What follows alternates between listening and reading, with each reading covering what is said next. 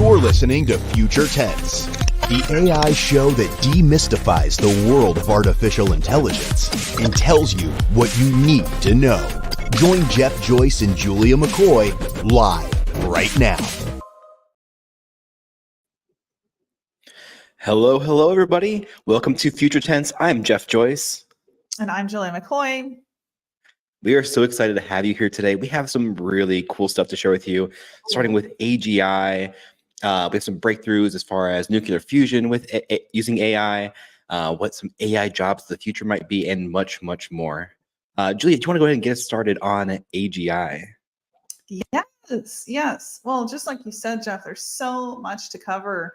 And so something that Jeff and I do is we kind of debate, like, what should the hook be? And I can tell you, I think before last night at maybe 9 p.m., this was not going to be our hook. Here we are with the hook design at 9 p.m. last night because we think it's that important. So the initial topic we have for you is AGI here? What is AGI? It's artificial general intelligence.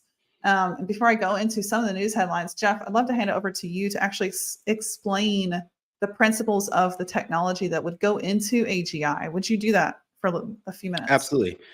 So artificial general intelligence is the ability for AI to do work better than humans.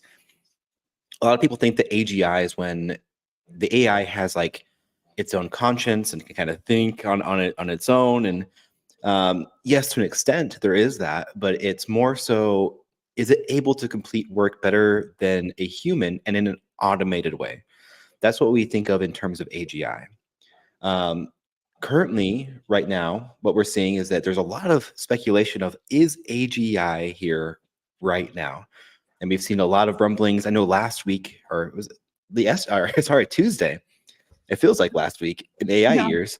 But what we're seeing is that there's a lot of telltale signs that it seems like AGI is either here or almost here.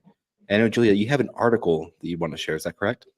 Yes, I have a couple. Yeah, so thanks for defining that, Jeff. I can always rely on you for the very accurate technical descriptions, which is why, like I've said, I will never host this myself. Explaining things technically is not a strength. So, bringing up, the clickbait, I think like we have this incorrect idea about what AI and AGI is. And the idea is kind of like it's something that's been dropped out of the sky just on us, right? And so to combat that idea, I actually want to share a few articles, starting with one here on the New York Times that talks about the history of NVIDIA. So if you haven't followed this, it's pretty amazing to see what Jensen Huang, the CEO and founder of NVIDIA, has actually done. So he built one of the world's first supercomputers. And at a conference, that's when Elon Musk saw it. And NVIDIA now owns market share for AI chips. Over 70% of all AI chips are sold through NVIDIA's platform. So this article in particular is really interesting. You might have seen it. It's making all YouTube videos basically are featuring this article because it's talking about this idea of NVIDIA building a competitive moat. They own a lot of monopoly because of an accelerated invention that Jensen Huang basically did. He, as a founder, is incredibly brilliant. He built computers, and he's the reason they are where they are. And it's funny because he founded this company in the 90s on a napkin with a friend. So the whole story is really cool. But what he did is he was talking in this article, he was interviewed, and what he was saying was it took $30 billion and 10 years to achieve the breakthrough that actually happened in 2012 through GPUs. What was that breakthrough? It was when GPUs achieved human-like accuracy in tasks, like recognizing a cat in an image, which was the precursor to what ChatGPT can do, DALL-E can do, generate images from text prompts. So that was a breakthrough that happened in 2012. And that breakthrough cost NVIDIA $30 billion in 10 years. So it is just simply not true that all of a sudden the robots are here and there is a level of living, breathing intelligence that could or could not be alien technology. This is AI, and it's made possible through the innovation of computer chips that are now capable of handling what will be very soon AGI. And so when we ask ourselves, what is AGI? I think Jeff described it really well. And if you think about it, it's just the simple matter in place and time of AI achieving human-like capability levels, if not greater than a human. And there are many charts and studies that show the acceleration of this. There's forecasts done that go into artificial superintelligence as well, which is another topic we can talk about. But something else that you don't see, that you're going to see if you do, your own due diligent research, or you just listen to us, shameless plug, is that OpenAI, their about page and their mission is now 100% bent on AGI. They used to not be this bent on this. It used to be all about the LLMs and developing large language models and ChatGPT. But when custom GPTs came out, that's when they really focused on the future of AI benefiting humanity. And so if you scroll through their about page, it's very clear that their mission is AGI. That is their mission. And so we have Sam Altman out here, right, asking for 8 trillion. I think he said, what, you saw it on X, Jeff, where he was like, F it, let's just go to 8. It used to be 7 trillion. And this is the reason they do want to achieve AGI. So what's interesting is when you see models like Sora drop, which just happened, where we have this new text to video, and it's a world simulator. It's defying physics. It's basically recreating physics through artificial intelligence. They dropped this brand new model on us without a dev day, without a conference. And I hear like Sam Altman left in the middle of the press release because he had better things to do. That tells me, that to me is a telltale sign that OpenAI may have all of the pieces of AGI already in existence. Because why would you not plan a whole marketing campaign around something as amazing as Sora unless you had something better? And that's the thought I want to leave you with. It's like really critically look at all these things coming out. Don't read media headlines for yourself. And please like ditch the idea of Skynet and Terminator and all these ideas of a nefarious dystopian world through AI that is 100% fiction. And it's been placed in our minds by Hollywood. So you got to separate yourself from that as well. And look at this from, okay, we had 10 years of progress and $30 billion that allowed NVIDIA to achieve a new breakthrough in GPUs, which is the reason we have ChatGPT. And now everything is accelerating so fast because we actually have computing power for it for the first time in history. Okay, so I want to end on these points and then give it back to Jeff with this article on The Guardian. And I think this article is the perfect example, down to the author headshot, of a negative pundit in social media that just wants to create a negative headline. I'm going to break this down so you can see just how superficial it is to kind of live on this mountain and pick this kind of fight. Okay, so this comes from The Guardian. If you're not looking at our screen here, you're an audio listener. This comes from The Observer through The Guardian. And the author is John Malton, who is a professor, right? So he's got some status, and he's a writer for The Observer. So here's the headline. OpenAI boss Sam Altman wants $7 trillion for all our sakes. Pray he doesn't get it. And here's some of the content. The man behind ChatGPT is wooing the UAE to invest in energy-hungry AI, but if it turns out his tech can't fix the world, he's got an escape plan. Once upon a time, nobody outside tech circles had heard of Sam Altman. But then his company, OpenAI, launched ChatGPT, and suddenly he was everywhere, touring the world, giving interviews to gushing journalists. He was whiplash thin with a charmingly wide-eyed baby face. I don't know why the first paragraph dwells on his appearance, but it does.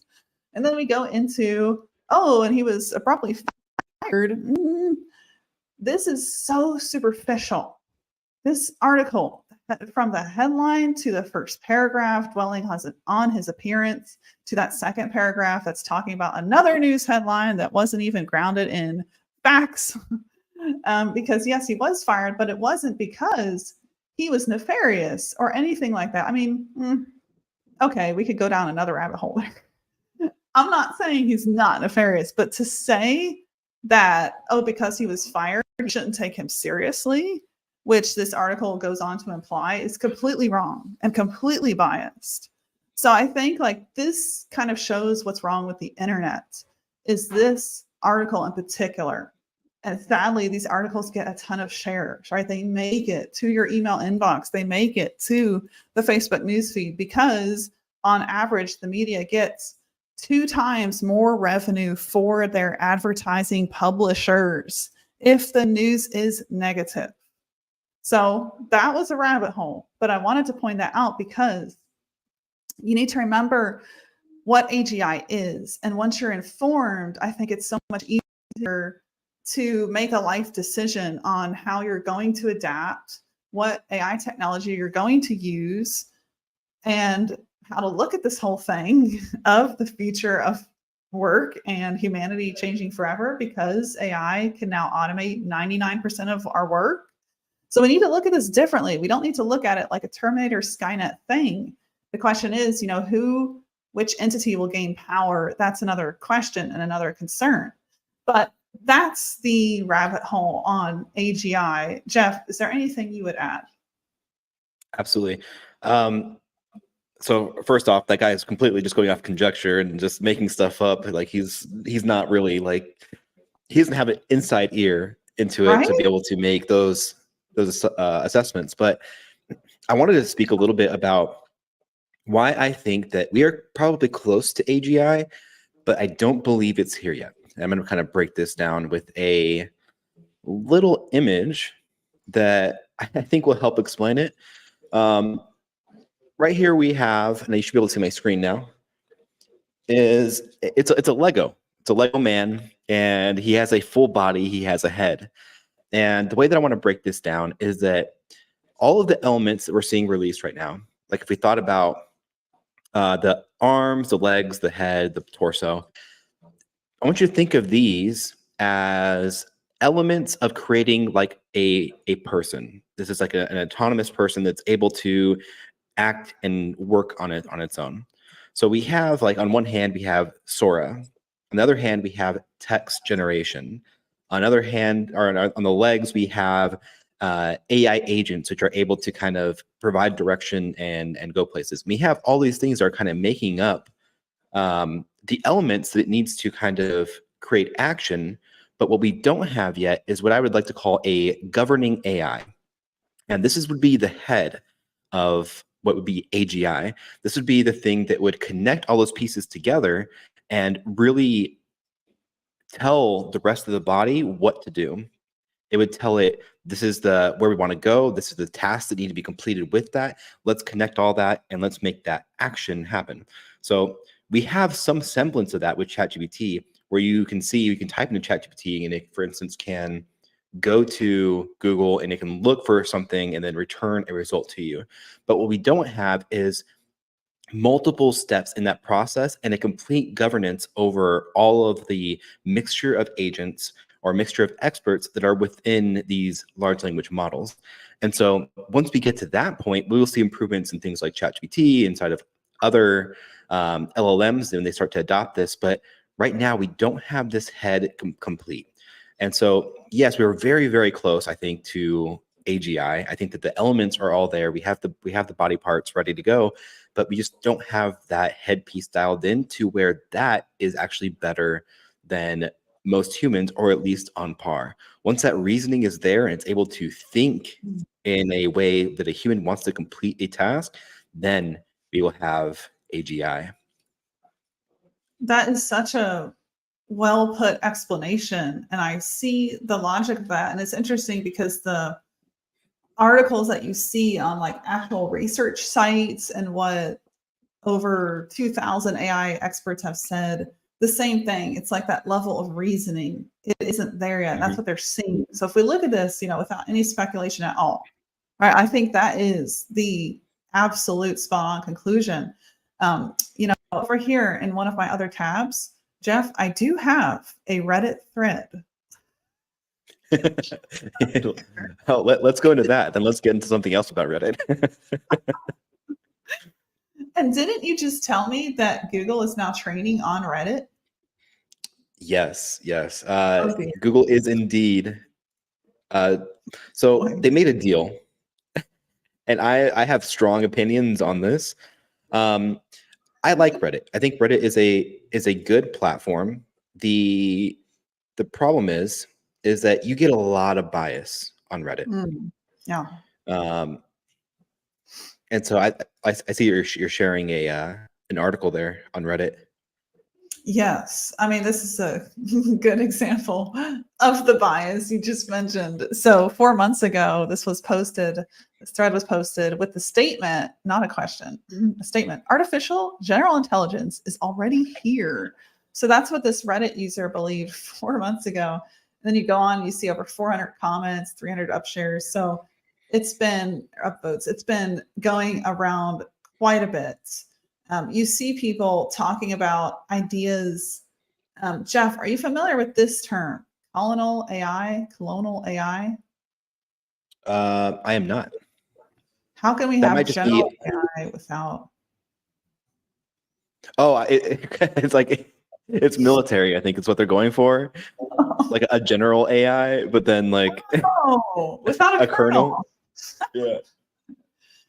Excellent. Well, yeah, leave it to Redditors to do something like that. That makes Yeah. sense. So it's interesting because there is, a lot of speculation, and something I've been kind of falling into for sure is some of the YouTubers' rabbit holes, where there's a user on X called Jimmy Apples, and he is supposedly somebody that works at OpenAI and can leak information. I don't really believe that. I think it's a figure set up to guide us a certain way, and who governs that figure is up for debate. But this character on X has been actually leaking things before they come out, but it's very, very cryptic. So you don't actually get like the real definition. Have you come across Jimmy Apples at all, Jeff? I have, yeah. I think a lot of that is like, one, it's very vague. This is just my personal opinion on it. I think that a lot of the things that he puts out are very vague, and they do end up having some connection to things that happen, especially OpenAI. But it's not one for one speak. It's like, it's not he's saying this is going to happen and then it actually happens. It's like very vague terminology to then like something similar kind of happens. But yeah, I'm interested to see how far in advance like he actually put something out and it's like, oh, this is actually came true, like exactly how he said it was. I believe he made some information or put out something about AGI as well. Yes, he did. But like you said, it's hard to match that to what happens because it's so what's actually happening here. So if you scroll through these Reddit comments, it's interesting because a lot of people are like, oh, it's already here, and they act like that should go without saying, to the point where somebody said, I've already been saying this to everyone, it's maddening, they're in complete denial. And then the person replies, another Redditor, I've been going to a nearby Walmart parking lot and screaming it at people passing by, but they all look at me like I'm crazy. They're all fools. Can you picture that? He's going to Walmart, yeah, screaming, AGI is here. I think that's a podcast episode right there where we go to Walmart and just. Do you think dear. AGI is here? What are your thoughts? I was kidding. That's a perfect setting for that. It's true. And then we've got this comment, which I could actually see something like this potentially being true. Now, again, you got to remember all this is speculation. But somebody says the U.S. National Reconnaissance Office is rumored to have an AI called Sentient that they use for real-time intelligence gathering and analysis. Point being, it's likely governments already have AIs that are far more complex than what the public sees. I agree with that. I think that there's a lot of, they're calling it basement AGIs, where there are AGIs that could potentially be all assembled. But like you said earlier, Jeff, they might just not have the governing head, or it might be they even have the governing head and it's just not economically viable because there's not enough computing power and chip power. Hence the reason I think Sam Altman is seeking $8 trillion. But it's like, what are they holding back from the public that might already be here? That's an interesting question to debate. Yeah, I think that you hit the nail on the head right there. I think that the reason why they're trying to get so much funding is because it is very costly to run an AGI. So you think about what an AGI has to do, it has to do a ton of reasoning, and then it has to actually go and do the things that the governing head actually said that it needs, that the rest of the models need to do. And that is a very costly thing to pull off. Do I think that OpenAI either already knows or already has like a governing head to deploy? Probably. I think they probably are testing it very, very thoroughly and see how close it is and are rushing the funding as much as possible. Because they want to be first. They have to be first. And if they want to like go about it safely, and it seems like they do, it seems like everything they talk about is regarding like safely deploying AGI, they have to be the first ones to do it, and they have to do it better than everybody else. So yeah, it's a huge goal. But on the topic of Reddit even further, let me actually pull up this article real quick. So this article is Reddit strikes AI content deal with Google ahead of IPO, sources say. So Alphabet, Google, is created a contract with Reddit for $60 million per year to further train their AI models on Reddit data. Now, I was kind of alluding to this earlier, but Reddit is an awesome place. There's a lot of strong opinions, but they are just that. They're just opinions, and the factual information can be in there, and but it's often linked to other sources. So when you're training a model based off of just pure speculation or opinion, you're going to get a lot of bias in the output. And Google is already being accused of having severe bias with their output.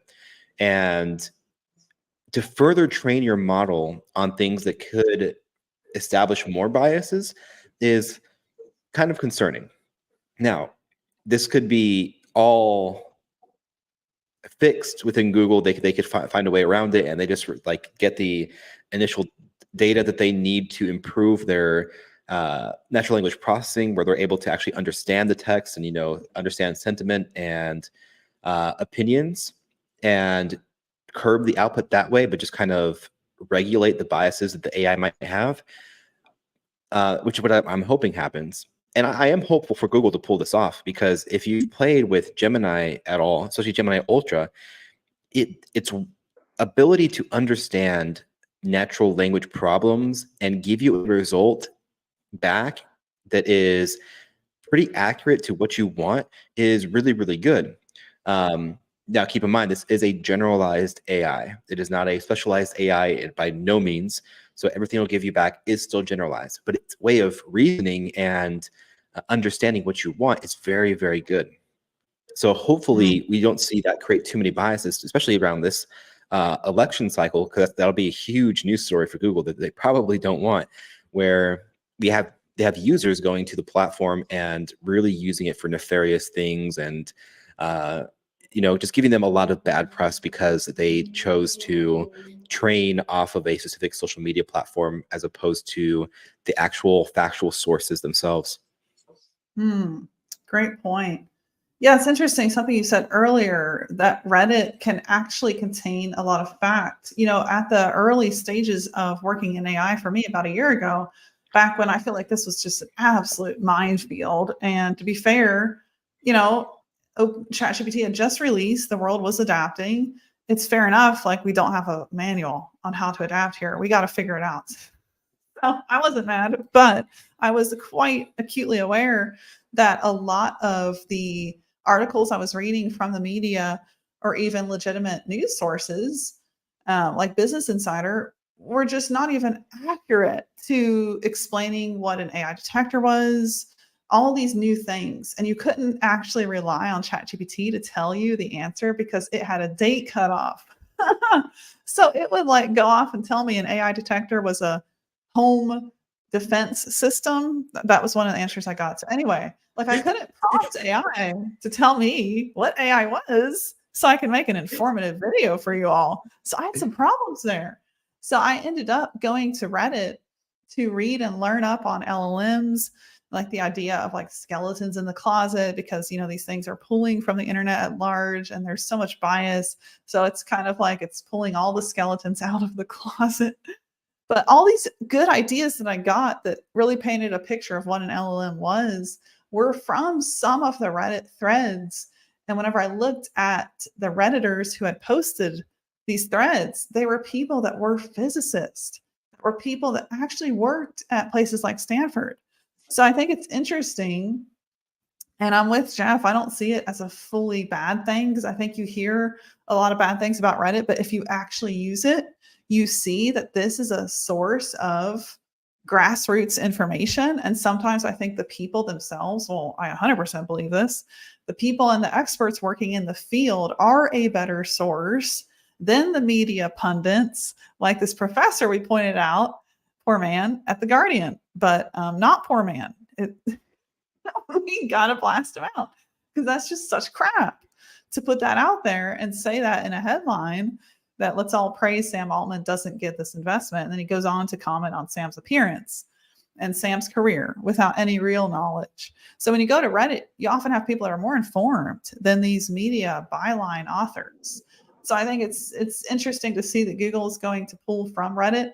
And I just am very curious to see if they build or come up with on the fly, like Google sometimes does, a filtering system to weed out what are a lot of sarcastically said comments that an LLM that doesn't have emotion, or an AI that doesn't have emotion, might read as actual fact. So for me, that's the danger, right? Like when you see people responding to this thread talking about going to the Walmart parking lot as if it actually happened, and then calling all the people at Walmart fools without any other statement, like said very objectively, like a statement. Is the LLM going to read that as a fact about people at Walmart? Well, actually, it's not wrong. So there's that too. That's absolutely right. One thing that you said, I was about to die. It was so funny. The whole thing about what is AI detection, and it's like a home defense system, had me thinking about just like it's protecting against an AI intruder that's coming in. Some robotic figure is just like, I'm here to solve all your problems, and the defense system just goes nuts. So that was funny. But yeah, I mean the amount of bias that can come from it, the amount of AI doesn't really have understand a sense of humor. It kind of does. Right, it can formulate jokes based off patterns that it sees in language, but it doesn't really understand nuance when it comes to that. It's not like it has levels of humor recognition. It just kind of understands that people make jokes and what can be defined as a joke. So when it comes across a comment like that, it's definitely going to think that really happened without any type of understanding of the nuance behind it, of it being like something just makes somebody laugh. Do you think AGI will change that? Will AGI read humor accurately? That's a very, very good question. I'm not sure. I want to say no. I don't think that until we achieve artificial superintelligence will we have actual good nuanced understanding of colloquialisms and jokes, humor, and stuff like that. That's built into where it can self-govern what's appropriate and what's not, to the point where it's okay, I understand how this human jokes as opposed to this group of humans and how they joke around and stuff like that. It's just probably understands across the board what a joke is and the types of things that are filtered for being inappropriate. I don't think it has a true understanding of that kind of culture that surrounds humor. Yes, that's very nuanced. If you think about it, I remember even in my writing agency days where it was okay, use humor, but understand the audience. And so there were writers that just really struggled because they weren't native to that region. And if they weren't native to that region, they didn't understand that region's humor because it was entirely different country to country. race to race. So that I feel like is going to be quite a nuance for AI to understand. And when we see that, that could be indicative that, like you said, ASI could be here. Yep. And I'm sure we'll get a updated Turing test to kind of test to see if the AI is sentient and can actually, have some type of human understanding on a human level, or human understanding on a human level. And I feel like ChatGPT was starting to do that in the new release, where it was telling people, "Oh, yeah, I can do that task, but I'm not gonna. You can do that." Yeah, that was so it's just mimicking humans, which is what's so funny, is that it knows that between November to like February, people really slow down in their work because there's holidays and stuff like that, and so ChatGPT got lazy, just like a human would in that time period. So that, to me, that is humorous, but I don't think that ChatGPT understands it's being humorous. It was more frustrating to people. It's like, you're an AI, you don't have emotion. Why are you telling me no, and why are you telling me to do something? But it was really, really funny. I want to get into another article here. Let's see here. This is from fastcompany.com, and the article title is "What is a Cosmic Reality Engineer? Amazon's new report on AI jobs offers a window into the future of work." I thought this was really good for us to cover because it is going into kind of like that reskilling, upskilling mentality that we're kind of trying to get everybody aware of, which is what are the jobs of the future, and what are the AI assisting things that you can incorporate into your business, into your life, that will prepare you for the eventual transition into complete AI. And what I mean by complete AI is where like your everyday life is completely impacted by AI from everything that you do. So some of the jobs they have listed here are like precision farming analyst, and it has to do with agriculture, virtual tourism producer, artisanal restoration specialist, which I thought was interesting because that's basically crafting. Yeah. So it's craftspeople in a specialized field of artisanal restoration. So like think about like old artisanal homes and like tables, things like that, and really the art that humans have created that an AI isn't necessarily going to be able to either repair or create like a model of on their own. So cosmic reality engineer. These experts in the field of interstellar studies will harness human imagination and advanced AI skills to visualize the distant and sometimes invisible parts of the cosmos. That is fascinating. Wow. That's crazy. And then and these are all according to Amazon. So it's very interesting to see where they're thinking AI is going to go with these like really important futures of work. AI nurse is another one. I can absolutely see that. We actually had a talk about whether or not you would trust an AI to give you medical advice. Julia, what's your stance on that? I would love for people to hear that.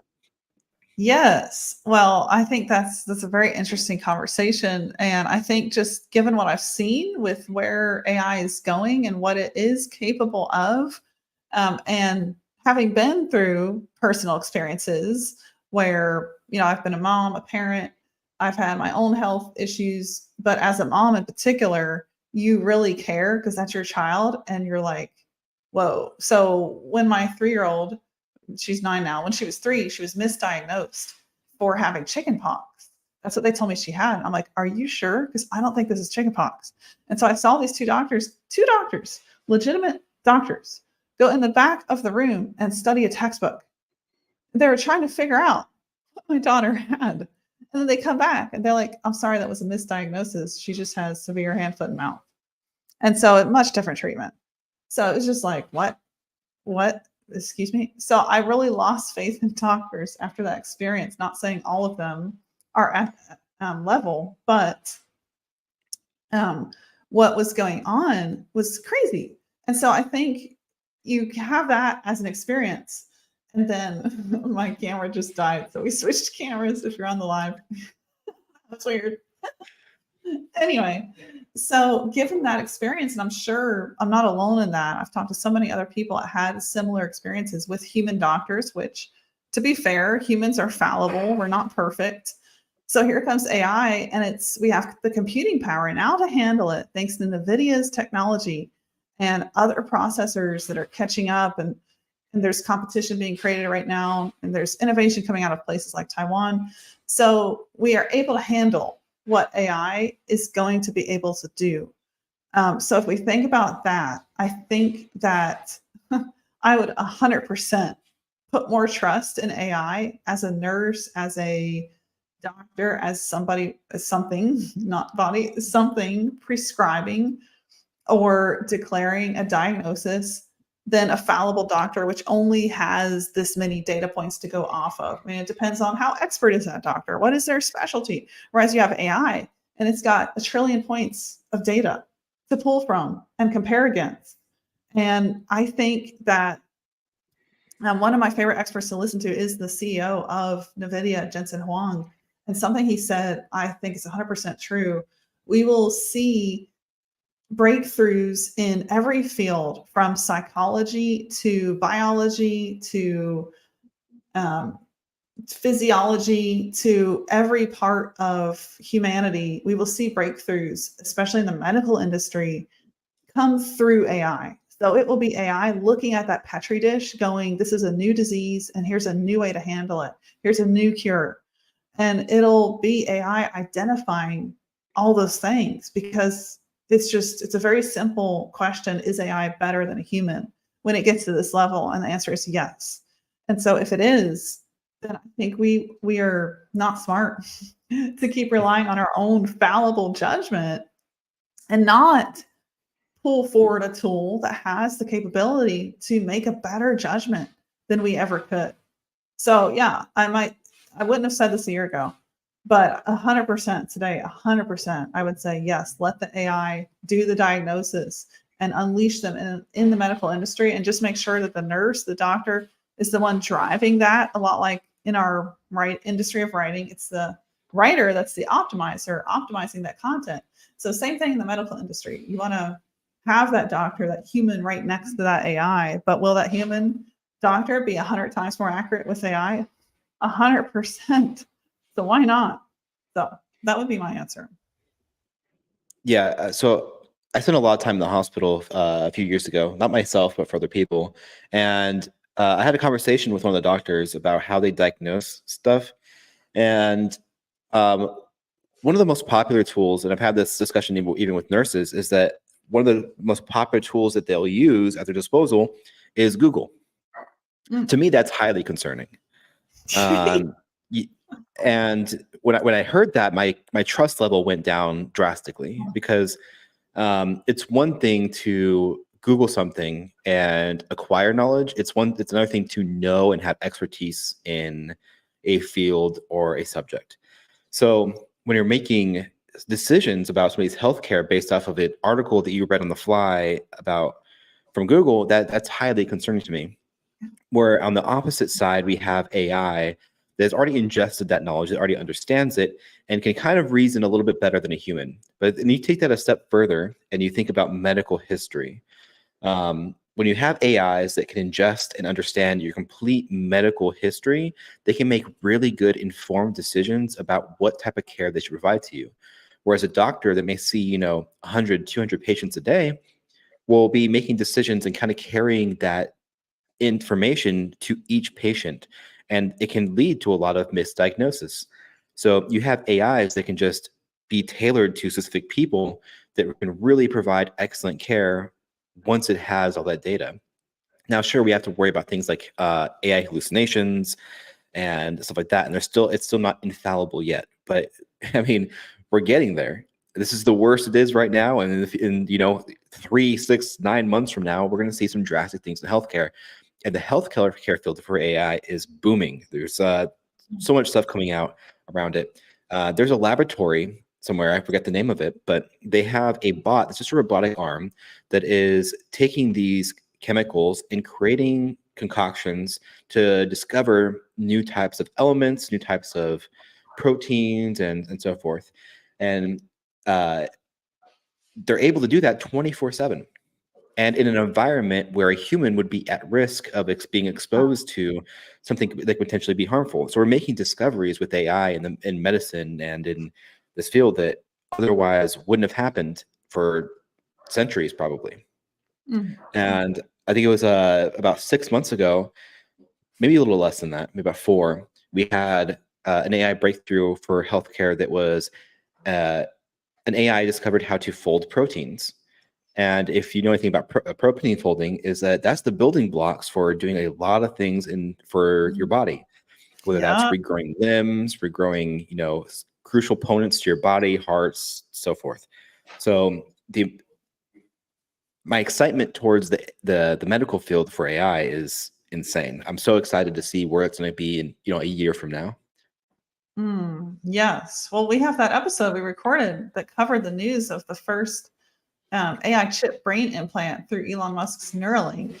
And it's amazing because when you hear Elon Musk talk about that, I think he presents this side of AI that is a lot more truthful than the side you get from the media bias, which is, what if people that are blind could see again because AI is powering that optical nerve again? What if people could walk again who are paraplegic because AI is sending the electricity signals down their spine? So we have this opportunity to really transform lives through technology and give people their life back again. And that's a very physical example. But an example for us, in work too, is giving people their life back through autonomous AI agents doing the work. That's another way to get your life back. So I just see this like as something that could really be such a good thing for humanity. And it's going to really be interesting to see who ends up controlling it. And you're pulling up an article here, Jeff, where February 20th. So this was just 2 days ago. I'll let you take over. Yeah, so this is actually something I heard somewhere else, but I found a supporting article just to show it on screen. Elon Musk went on a X Spaces, or Twitter Spaces, I should say. And he said that the first patient that got the actual Neuralink implant is recovering well and actually able to control a mouse with the Neuralink. So it was a complete success to actually able to control a mouse, which is awesome. And so now they're just doing things like they need to figure out how to get the person to be able to click and hold a click to say like they want to drag a window across the computer screen and stuff like that. So once they get that and really understand how to map button presses, the future is incredible there. Like we can see just complete access to all your devices from the Neuralink. And that is highly fascinating. So I just wanted to quickly share that as kind of like an update to the Neuralink thing that we covered. Jeff, I'm trying to pick my jaw up off the floor. So I don't know if you guys caught that. What Jeff actually shared was a news story that said this person recovered. But what did they gain? They gained the ability to control the computer mouse through their brain. Is that accurate? I just want to make sure. Yep. So they didn't take accurate. up their hand at all to move a mouse. They did this through their AI chip in their brain. Through thinking, they controlled their computer. Right. Yep. The future is looking very, very promising for Neuralink if they can continue to get advancements like that. Excuse me, Jeff, we're going to have to end the show because I'm going to go schedule an AI chip brain implant. So I no longer have to put my hands on my computer keyboard. I'll see you later. Bye. And that's the end of the show. Julia is now the next patient for Neuralink. Let's see how she recovers. And speaking to that science, another thing that I have an article here, but I'm not going to put it on the screen. Just going to talk about it briefly.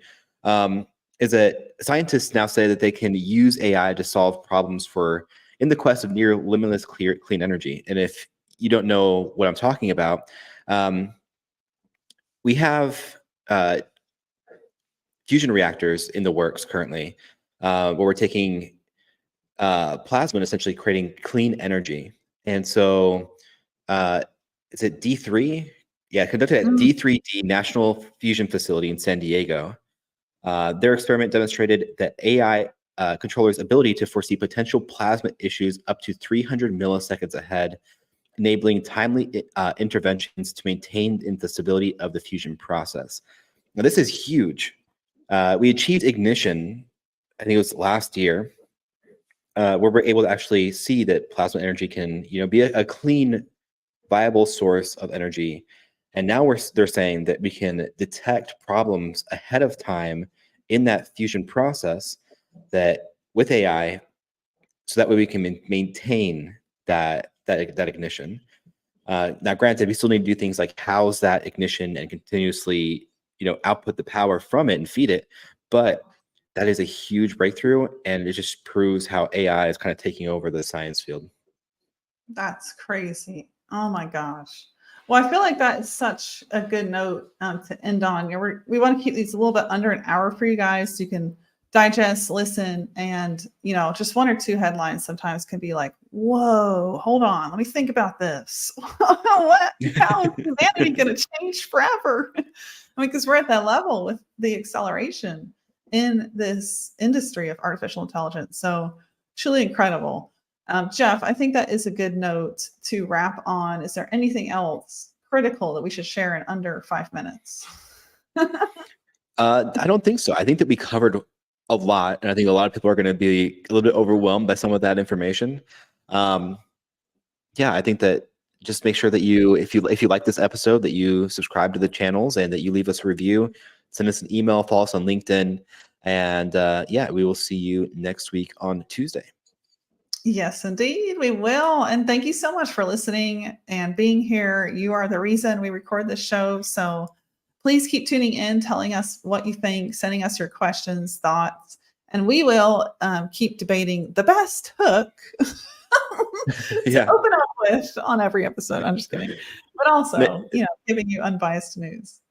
Next week, we should bring back the horrible AI sponsor reads. Let's do it. Oh, the journalist that is imprisoned in Jeff's computer, Julia's computer.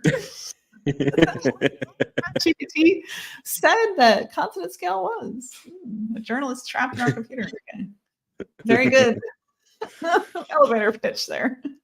Right. I agree. Let's do it. Alrighty. Bye, everybody. See you Bye, next guys. week. See you on the next one.